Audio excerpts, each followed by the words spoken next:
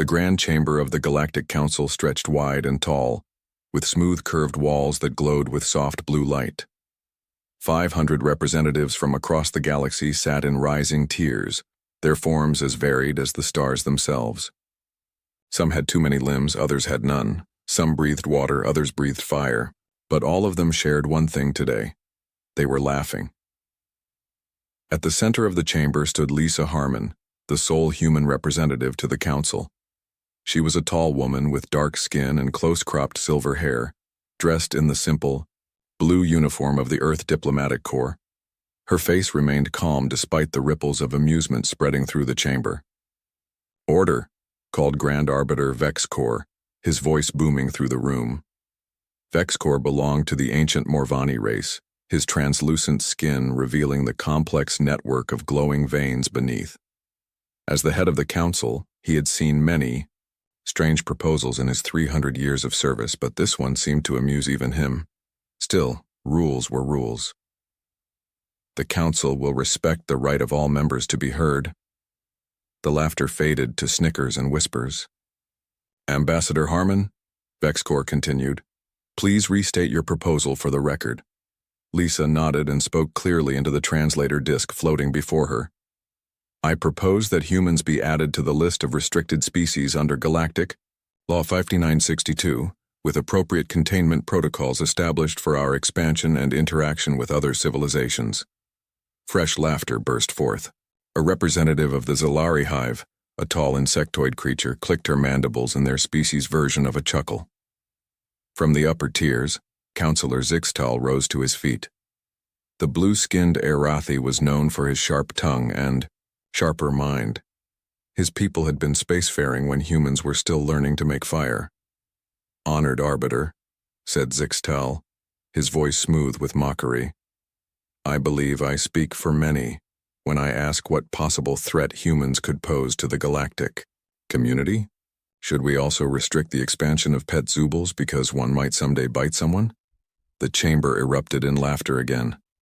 Lisa did not join in. She simply waited. "The Arathi Confederation recalls," Zixtal continued, "that humans achieved faster-than-light travel a mere 50 standard years ago. My people mastered antimatter weaponry when your ancestors were still riding in wheeled vehicles powered by burning plant matter." "Oil," Lisa corrected quietly. "Pardon?" Zixtal raised a delicate eyebrow. "It was oil, not plant matter. Fossil fuels." "The distinction hardly matters." Zixtal waved a four-fingered hand dismissively. "The point stands. Most species in this chamber have been spacefaring for millennia. Some, like the honored Morvani, have existed as interstellar powers for over 10,000 years. Vexcor gave a slight bow of acknowledgement. "So I ask again," Zixtal said, "what could possibly justify adding humans to the same list that contains the Voklath horde and the silicon mines of Canis Major, species that have destroyed entire star systems?" Lisa inhaled slowly through her nose. "I have prepared evidence that I believe the Council needs to see." "Evidence?" Zixtal laughed. "Of what? Your dangerous mining operations on that frozen moon, in your home system? Or perhaps the 3 colony worlds you've managed to establish while the Arathi maintain peaceful presence on over 300. "Councillor Zixtal," Vexcor cut in, "you have made your point. The floor belongs to Ambassador Harmon." Lisa nodded thanks. "What I have is a data package transmitted from human space 6 months ago. It contains footage that, well, I believe it speaks for itself." She hesitated for a moment, and something in her expression caught the attention of the council members. There was worry there, yes, but also something else. Shame, fear. It was hard to tell with humans. "I request permission to display this footage to the full council," Lisa said. Vexcor considered for a moment, then nodded. "Permission granted, though I remind the council this viewing is a courtesy. No vote has been called." "Thank you, Arbiter." Lisa tapped a sequence into the small device on her wrist, and the lights in the chamber dimmed. Above the central floor, a massive holographic display flickered to life. The image stabilized to show a planet from orbit, a blue-green world, with swirling white clouds and 2 small moons. "This is Epsilon Indy 4, Lisa explained. a frontier world approximately 20 light-years from Earth. 6 months ago, we established a small scientific outpost there to study the local flora and fauna. The image zoomed in, showing a modest collection of buildings in a clearing surrounded by purple-leaved trees. People in white lab coats moved between structures, setting up equipment. This outpost was run by Dr. Alan Mitchell, leading a team of 12 xenobiologists and environmental scientists, Lisa continued. Their mission was purely research-based, in full compliance with Council exploration protocols. The hologram shifted to show a man with a weathered face and graying beard. He looked directly at the camera. Daily log, Epsilon Indy 4 outpost. Day 43, the man said. We've identified 27 new plant species and what appears to be a pack-hunting animal similar to earth wolves, though with 6 legs and remarkable problem-solving abilities. Dr. Wright believes their social structure might be even more complex than... Alan stopped suddenly, looking up. The camera picked up a distant rumble that quickly grew louder. What's that? Someone off camera asked. The footage cut to an exterior view as a dark shape descended from the clouds. It was a warship, its hull covered in sharp angles and protruding weapons.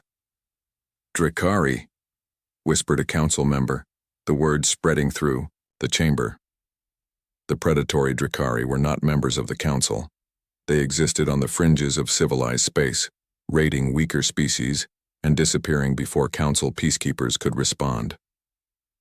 The Drakari ship landed near the outpost, crushing trees beneath it. A ramp extended and armored figures marched out. They were tall, reptilian creatures with scaled skin and rows of sharp teeth visible beneath their breathing apparatuses. The footage jumped to show Alan standing at the outpost perimeter, hands raised in a gesture of peace as the Drakari approached. I am Dr. Alan Mitchell of Earth, he called out. This is a peaceful research mission under the protection of the Galactic Council. We welcome you to... The leader of the Drakari party stepped forward, taller than the others with red markings on his armor. He spoke, his words translated in subtitles across the bottom of the hologram. Silence, human. This world now belongs to the Drakari Imperium. Your outpost and all research within are now property of High Commander Vreskar. Alan kept his hands visible. We respect your people, Commander, but this world is registered with the Council as a protected research zone. We can contact Council representatives to discuss, the commander hissed. The Council has no authority here. You have one rotation of this world to surrender your outpost and all research. Resist and you will serve as examples of human weakness. In the council chamber, the laughter had completely died away. Many representatives leaned forward, watching intently. The footage showed Alan turning to a woman standing nearby. Dr. Wright, please transmit emergency protocols to Earth Command. The Drakari commander moved with shocking speed, crossing the distance to the humans in 2 bounds. He grabbed the woman, Dr. Wright, by the throat and lifted her off the ground.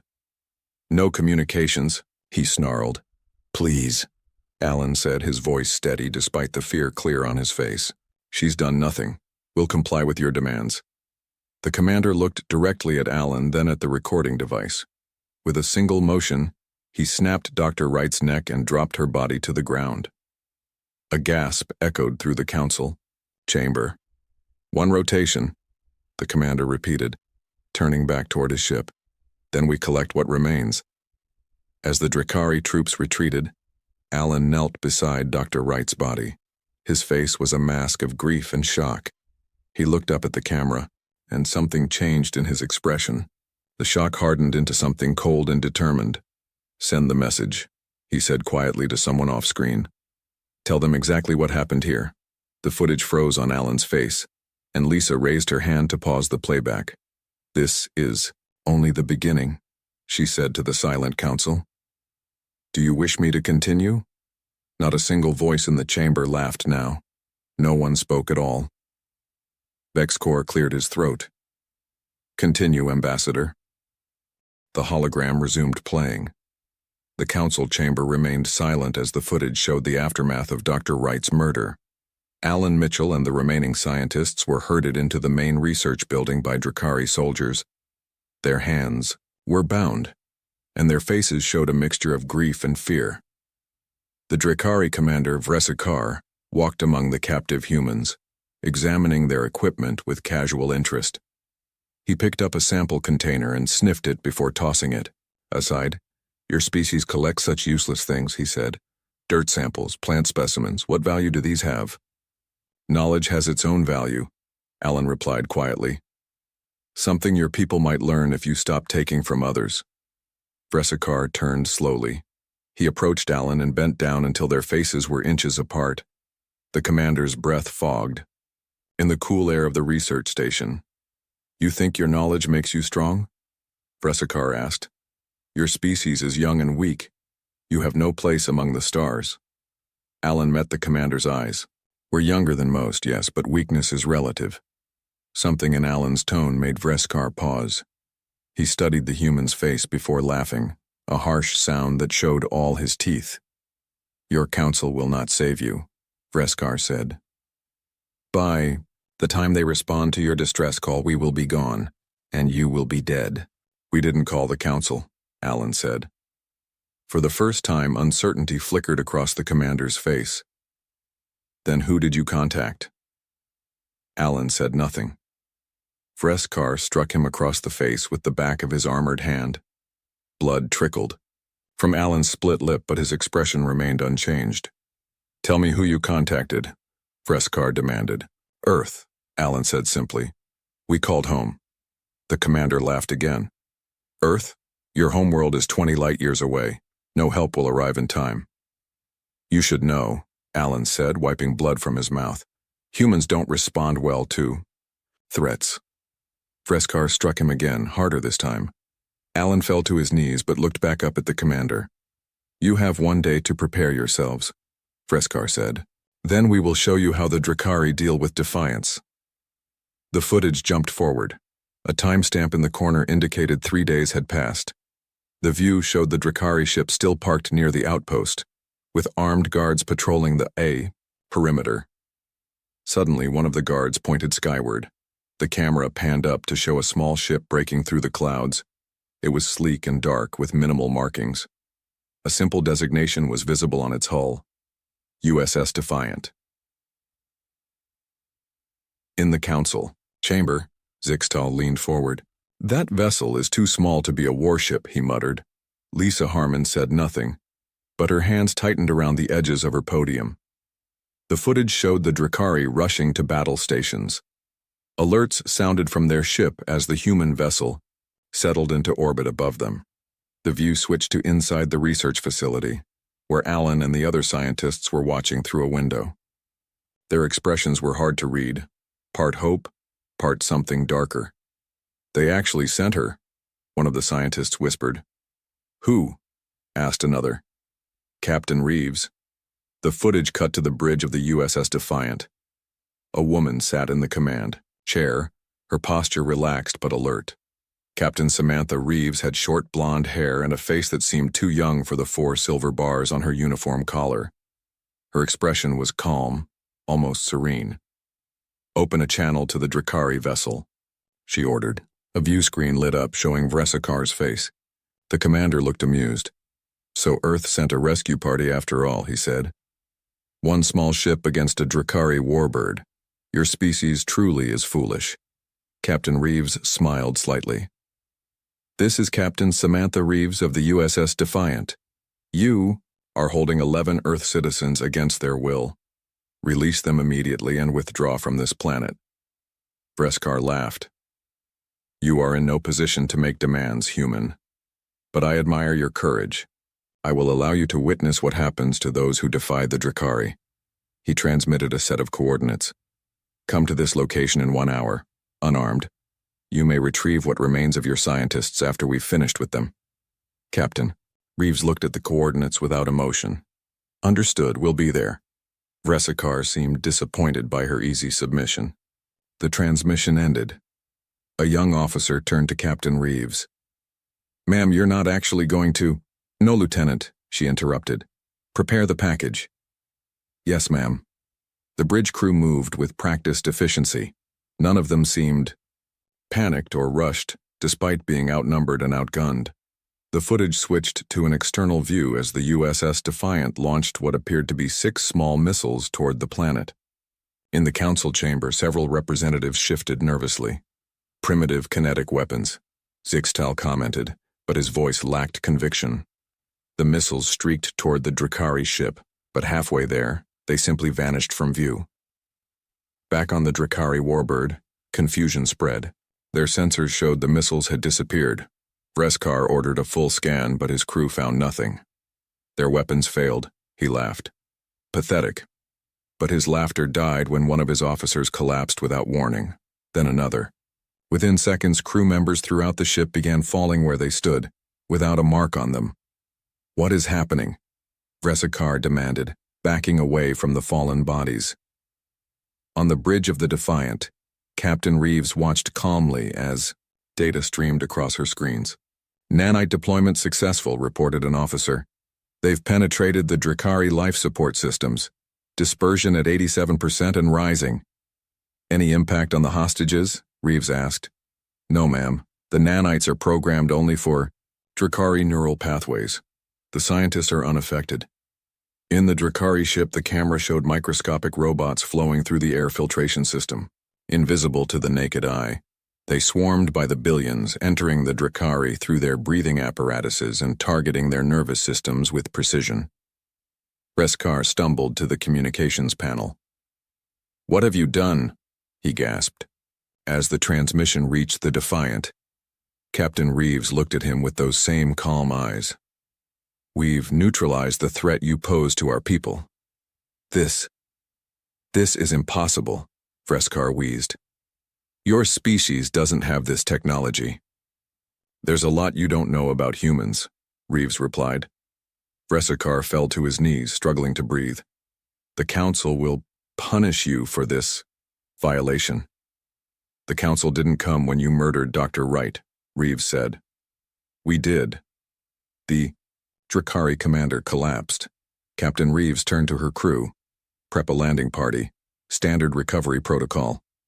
The footage cut to a team of 6 humans in lightweight combat gear disembarking from a shuttle near the research facility. Captain Reeves led them, carrying only a small sidearm. They moved with quick, confident steps toward the building where the scientists were held. 2 Drakari guards who had been outside during the nanite attack attempted to stop them.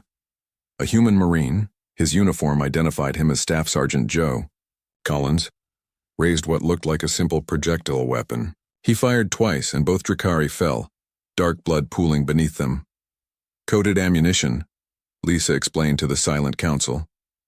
"The bullets contain compounds that neutralize the Drakari natural regenerative abilities." The recovery team entered the building.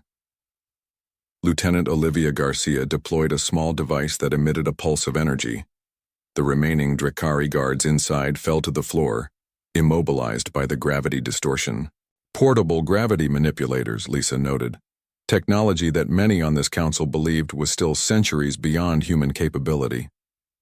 The team moved through the building with surgical precision, neutralizing threats without endangering the hostages.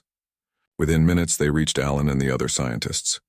"Captain Reeves," Alan greeted her with visible relief. "Your timing is excellent." "Always aim to please, Dr. Mitchell," she replied, cutting his restraints. "Is everyone accounted for?" Alan's face darkened. "All except Dr. Wright." Reeves nodded. "We know. Her death has been answered." Once the scientists were secured, Captain Reeves activated her communication device. "Defiant, this is Reeves. Package is secure. 11 survivors ready for extraction." The face of an older man appeared on her screen. Admiral Jack Harrison's expression was grim. "Casualties?" he asked. "None on our side," Reeves reported. "The Drakari have been neutralized." "All of them?" "All except the commander. He's still alive, as ordered." Admiral Harrison nodded slowly. "Make sure he understands why this happened, Captain." "Yes, sir." The footage froze again, and Lisa Harmon looked up at the council. The chamber remained silent, the earlier laughter now completely forgotten. "Shall I continue to part 3? She asked. Grand Arbiter Vexcor nodded slowly. "Continue, Ambassador." The hologram flickered and resumed. The footage now showed a small bare room with metal walls. In the center sat Vreskar, the Drakari commander. His arms and legs were bound to a chair by simple restraints. The proud warrior looked diminished, now, his scales dull and his breathing labored from the effects of the nanites. Captain Reeves entered the room alone. She carried no weapons and showed no fear as she pulled up a chair and sat across from the Drakari.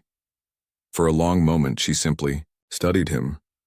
"Why am I still alive?" Vreskar finally asked, his voice raspy. "To deliver a message," Reeves replied. The Drakari commander tried to laugh, but it turned into a cough. "You expect me to be your messenger?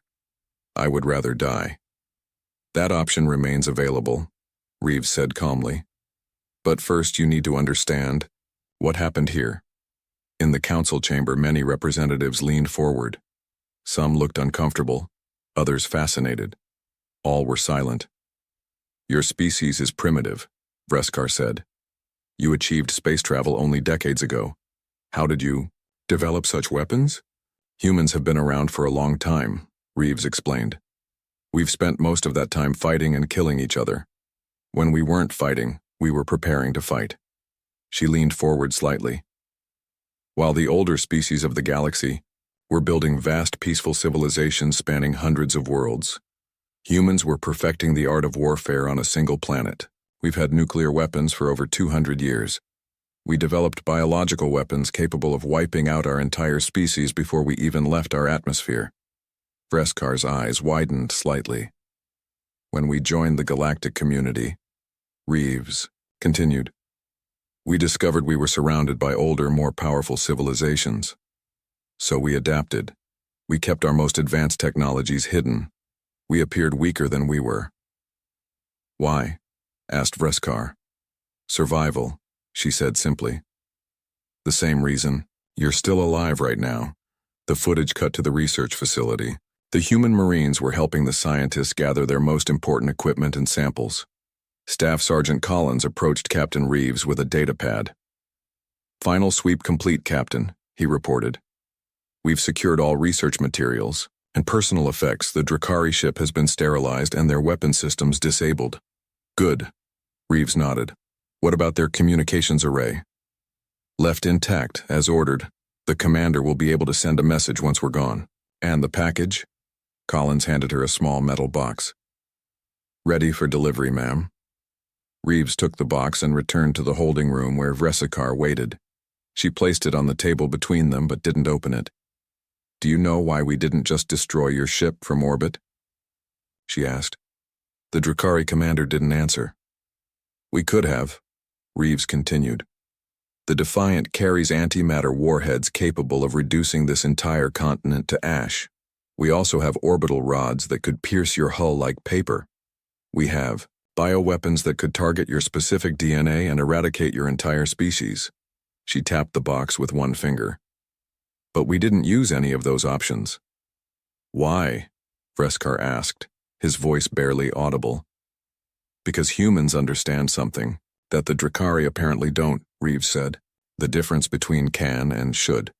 We can destroy your people, but we choose not to. We prefer peace." She opened the box and removed a small metal disc. "This contains footage of everything that happened here. Your attack. The murder of Dr. Wright. Our response." She set it on the table. "You will take this to your leaders. Show them what happened when they chose to threaten humans." Vreskar looked at the disc. "And if I refuse? Then the second package we prepared will be deployed," Reeves said, her voice still calm. "It contains nanites programmed to target Drakari young. They would be released on your homeworld within the week." The Drakari commander hissed in shock. "You would not. We would prefer not to," Reeves corrected him. "But make no mistake, Commander. If forced to choose between your species and ours, we will always choose our own." In the council chamber, several representatives shifted uncomfortably. Grand Arbiter Vexcor's glowing veins pulsed more quickly, betraying his agitation. The footage continued. Reeves stood and moved toward the door. "Wait," Vreskar called.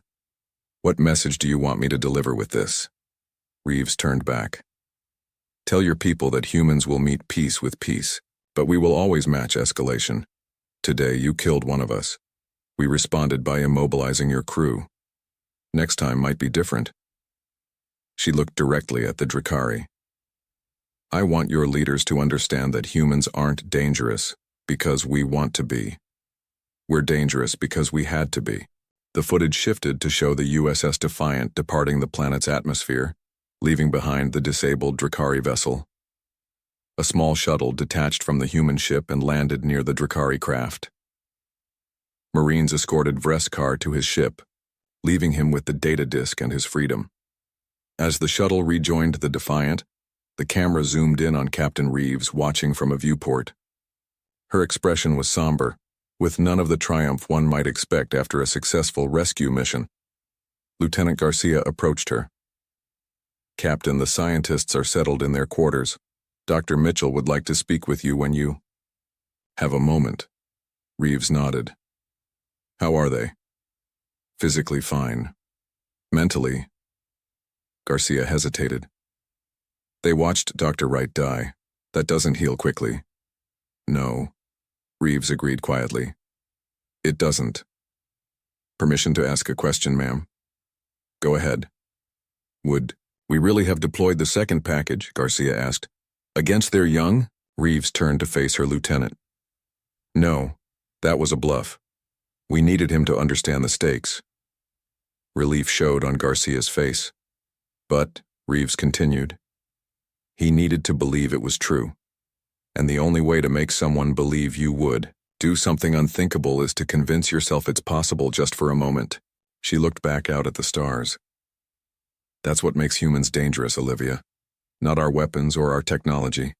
It's our willingness to cross lines when we have to, while hoping we never have to." The scene shifted to Earth Command headquarters. Admiral Harrison sat across from Captain Reeves reviewing her mission report. "The scientists are back safe," Harrison said. "The Drakari have been warned. I'd call that a success." "Yes, sir," Reeves replied, "but Dr. Wright is still dead." Harrison's face softened slightly. "We can't save everyone, Sam. You know that." "I know. But sometimes I wonder if we're solving problems or creating new ones." "How so?" Reeves gestured to the report. "The Drakari will spread the word about what happened. Other species will hear about our capabilities, the ones we've kept hidden. And," Harrison prompted, "and now they'll either fear us or try to acquire our technology. Neither option leads to peace." The Admiral leaned back in his chair. "Maybe. Or maybe they'll respect our boundaries now that they understand the cost of crossing them." "Do you believe that, sir?" Harrison sighed. "I believe humans have been fighting our whole history. I believe we're good at it. Too good sometimes. But I also believe we want more than just survival. We want to belong in this galaxy." He tapped his desk, bringing up a hologram of the Milky Way, with thousands of tiny lights representing inhabited worlds. "There are species out there thousands of years ahead of us technologically," he said. "Others who've been at peace so long they've forgotten what conflict even feels like. They see us as children playing with dangerous toys." "Aren't we?" Reeves asked quietly. "Maybe," Harrison admitted, "but children grow up. The question is, what will we grow into?" The footage froze on the image of the galaxy map, with Earth marked as a small blue dot on one of the spiral arms. In the council chamber, Lisa Harmon raised her hand, pausing the playback again. She looked up at the assembled representatives, all traces of laughter now gone from the vast chamber. "Shall I continue to the final part?" she asked. Grand Arbiter Vexcor looked around at the silent council members. Many nodded. "Continue, Ambassador," he said, his voice more subdued than before. The hologram continued, showing a new timestamp 6 weeks after the incident at Epsilon Indy 4. The scene was a large chamber on what appeared to be a Drakari world. The room was filled with high-ranking Drakari officials, their scales more colorful and their armor more ornate than the soldiers seen earlier. At the center stood Vreskar, looking thinner than before but standing straight. He placed a familiar metal disc on a pedestal in the middle of the chamber. The footage they had just seen began playing for the Drakari leaders. "This is what happened when we attacked the human outpost. Vreskar explained, his voice stronger. Now, one human died. In return, they neutralized my entire crew without destroying our ship. The Drekari leaders watched in silence, their expressions difficult for non-Drekari to read, but their rigid postures suggested shock. The humans could have killed us all, Vreskar continued. They chose not to. Instead, they sent me back with a message. An older Drekari with deep red scales and elaborate golden armor stepped forward. You expect us to fear these newcomers because of one encounter? I expect you to understand what we face, War Master, Vreskar replied. These are not like the other soft species of the Council. These humans have weapons we have never seen before. They have technologies they have kept hidden from the galaxy. All species hide their true strengths, the War Master dismissed. It is the way of the galaxy. Not like this, Vreskar insisted. The humans achieved space travel less than a century ago, yet they have nanite weapons that can target specific neural pathways. They have gravity manipulation technology small enough to be carried by a single soldier, another Drekari official hissed. If what you say is true, why have they not used these weapons to claim more territory? They have only 3 colony worlds. Because they are patient, Vreskar said. They are studying us, all of us, learning our weaknesses while hiding their strengths. In the council chamber, many representatives shifted uncomfortably. Councillor Zixtal, who had laughed so loudly at the beginning, now watched with narrowed eyes. The footage continued. The Drekari War Master circled the hologram pedestal, watching the images of humans deploying their advanced weapons. If they are so dangerous, he said, perhaps we should strike now before they grow stronger. Vreskar shook his head. That would be a mistake, War Master. They do not seek conflict, but they are prepared for it in ways we cannot match. We have faced many species. Not like this one, Vreskar interrupted, a serious breach of protocol that caused gasps among the assembled Drekari. The humans have spent their entire history fighting each other. They have mastered the art of war through thousands of years of continuous practice. The War Master's scales flushed with anger. You suggest the Drekari should fear these humans? Suggest we should respect them, Vreskar answered, and leave them alone. The scene shifted to a human diplomatic facility. Lisa Harmon sat at a large table across from 2 Drekari representatives. One was Vreskar, now dressed in formal diplomatic attire rather than battle armor. The other was a female Drekari with iridescent blue scales. Ambassador Harmon, the female Drekari began. I am Siraval, chief diplomat of the Drekari Imperium. We have reviewed the incident at Epsilon Indi 4 and wish to formalize relations with Earth. Lisa's expression remained neutral. The incident you referred to resulted in the death of a human scientist. A regrettable action taken by an overzealous commander, Siraval said smoothly. One the Imperium officially condemns. Lisa glanced at Vreskar, who met her gaze steadily. Commander Vreskar has been reassigned to our diplomatic corps, Siraval continued. His experience with humans makes him valuable in his new role. I see, Lisa said. And what kind of relations does the Drekari Imperium envision with Earth? Peaceful ones, Siraval replied without hesitation. We propose a non-aggression treaty, followed by potential trade agreements. Lisa raised an eyebrow. This is a significant change in Drekari policy. Your people have never sought formal treaties with species you consider less advanced. Vreskar spoke for the first time. Perspectives change, Ambassador. Mine certainly has. The hologram shifted again, showing a montage of scenes. Drekari and human ships passing peacefully in space. Scientific teams from both species working together on a frontier world. A formal signing ceremony between human and Drekari leaders. Lisa's voice narrated over the images. In the 6 months since the Epsilon Indi incident, relations between humans and the Drekari have completely transformed. Not only have they ceased all aggression against human settlements, but they have become one of our strongest advocates in the unaligned regions of space.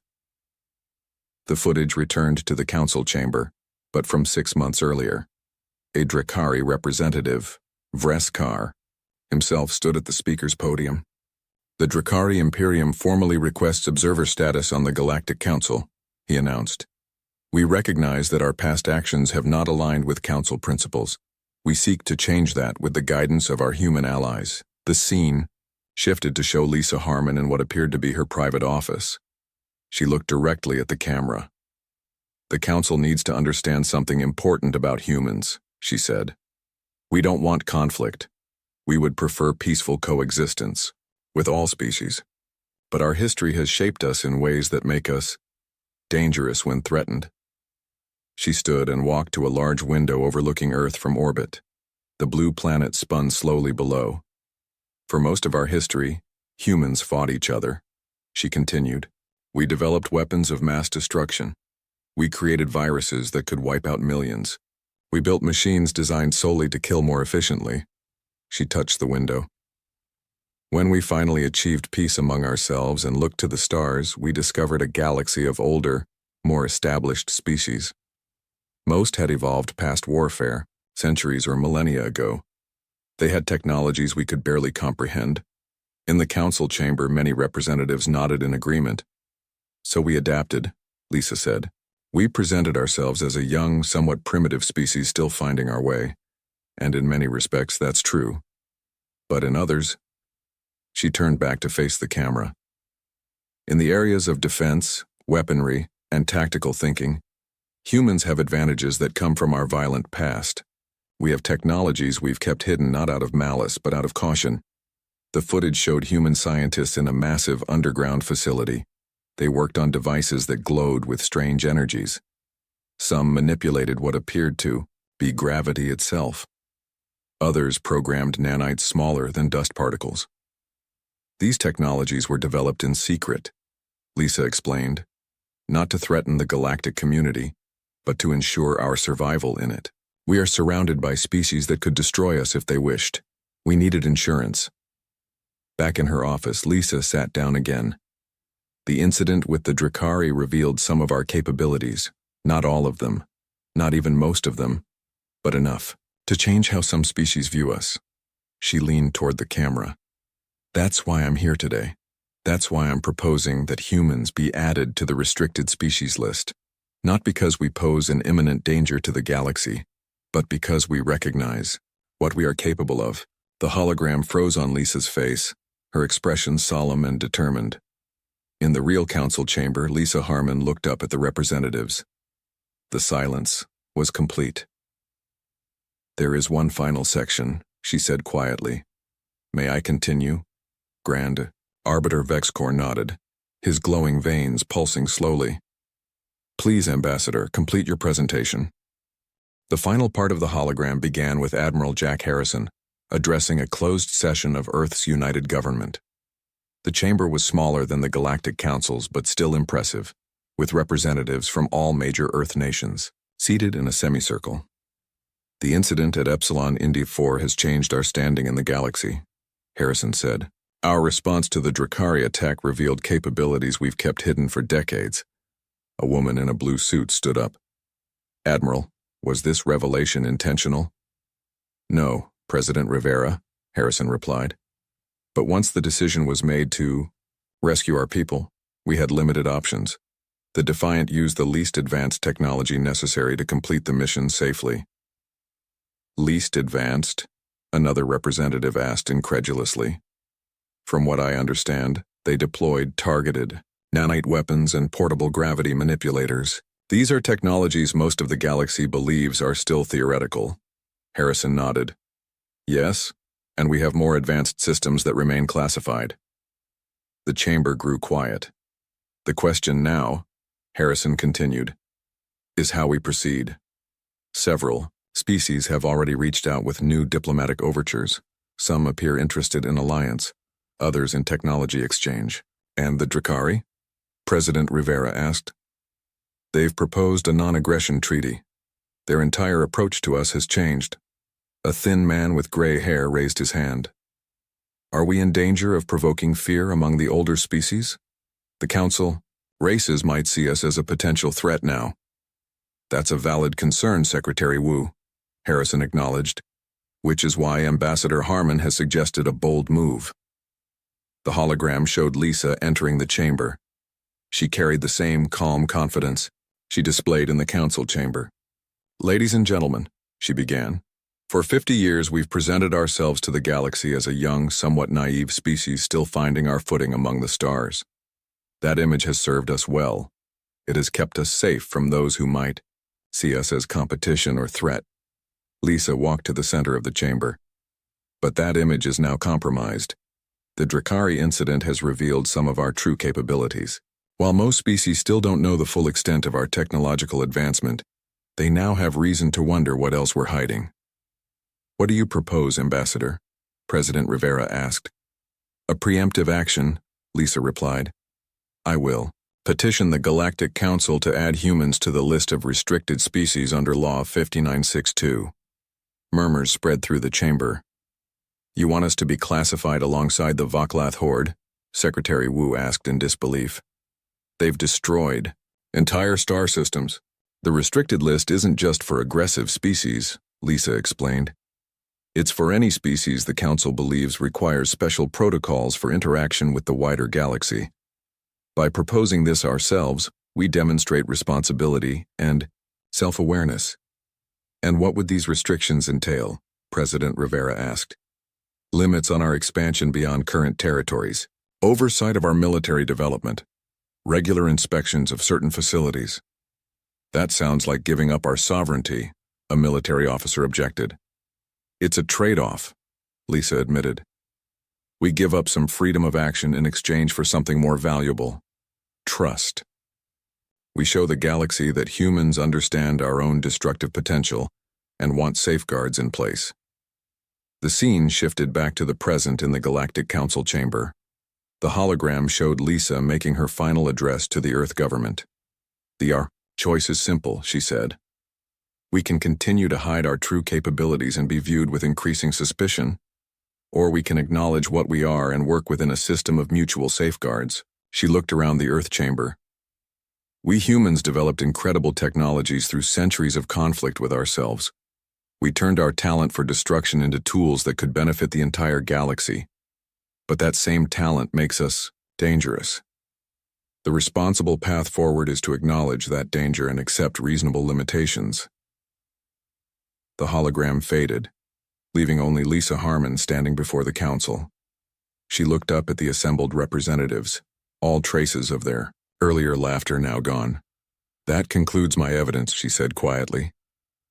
The chamber remained silent for several long moments. Finally, Grand Arbiter Vexcor spoke. "Ambassador Harmon, you have given us much to consider.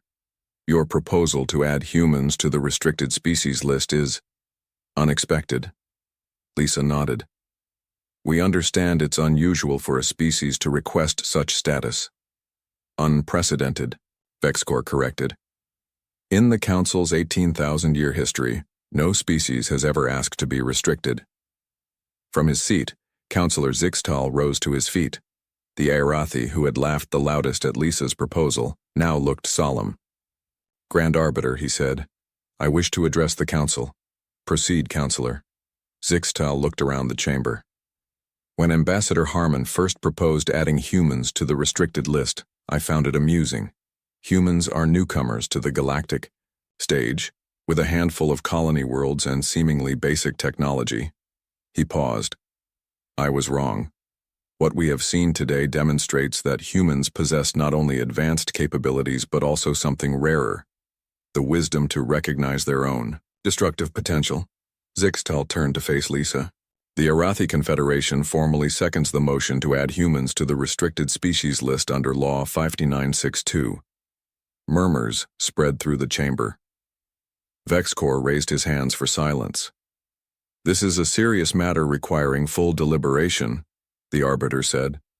"We will recess for one standard day to consider the evidence and proposal." The next day, the Council reconvened. Representatives from all 500 member species filed into the chamber. The mood was solemn, with none of the laughter that had marked the previous session. Grand Arbiter Vexcor called the session to order. We have reviewed Ambassador Harmon's proposal and evidence.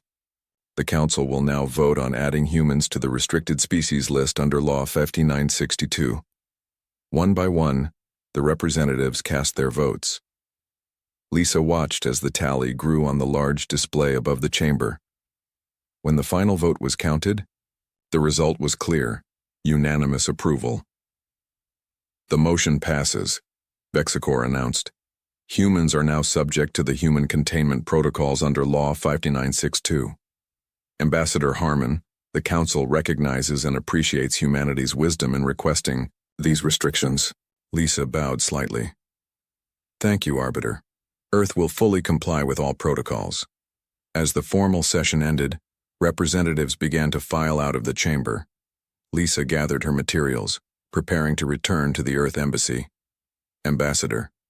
She turned to find Grand Arbiter Vexicor standing nearby.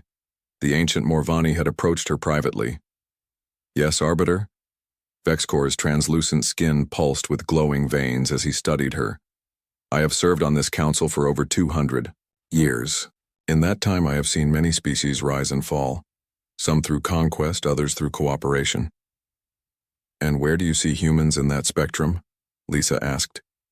That, Vexicor said, is what makes your species so interesting. Your potential points in all directions at once. He stepped closer, lowering his voice. If this is what humans can do as newcomers to the galactic stage, what will you be capable of in 1,000 years? Lisa smiled faintly. That's what scares us too. Vexicor nodded slowly. Then perhaps there is hope for us all. He turned to leave, then paused. The Council laughed at your proposal yesterday, Ambassador. No one is laughing today. Remember that lesson. I will, Lisa promised. As she watched the Grand Arbiter walk away, Lisa felt the weight of responsibility on her shoulders. Humanity had taken its first step toward a new kind of relationship with the galaxy, not based on deception or dominance, but on honest acknowledgement of what they were. The species that had spent millennia perfecting the art of war was now using that knowledge to forge a lasting peace. And somewhere in deep space, a Drakari commander turned diplomat was telling others to be careful around the humans, not because they were cruel or aggressive, but because when pushed, they were capable of anything. The galaxy would never laugh at humans again.